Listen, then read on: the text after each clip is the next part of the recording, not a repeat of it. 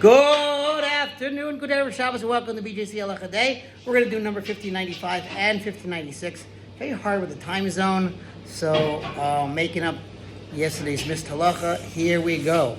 We are finishing this chapter entitled, interesting title, The Enclosure of Partitions is Useful Only When Fenced Around Dwellings. Remember that. And dedicated loving memory of Daniel Labas Tzvi. Here we go.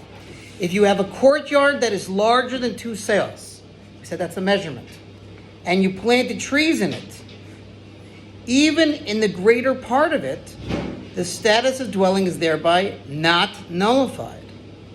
And it is still considered as fenced around for dwelling purposes because people usually spend time in the shade of trees.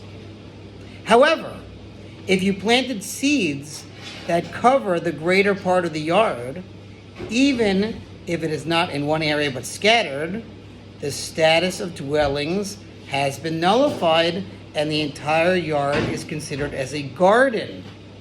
If the planted area covers less than half of the courtyard, and this area is less than 2 seahs, it is of no consequence compared to the courtyard, and the whole area is regarded as a courtyard. But if the planted area covers more than 2 seahs in one place, then the planted area is regarded as a carmelis, and the rest of the courtyard is completely open to a place which is forbidden to carry into it, and thus it is forbidden to carry anything in it except within 4 amos. Okay, complicated. We got to go over that.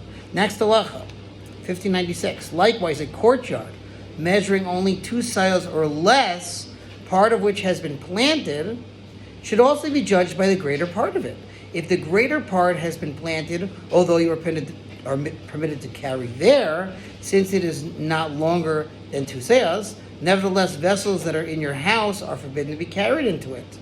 Therefore, it is necessary to make a partition in front of the garden in order that you may carry things from the house into the courtyard. Okay, and that concludes this chapter. Thanks for listening to Sponsor Halacha 36. 100 for the gold. Have a wonderful Shabbos. God willing, we'll see you Wednesday Shabbos.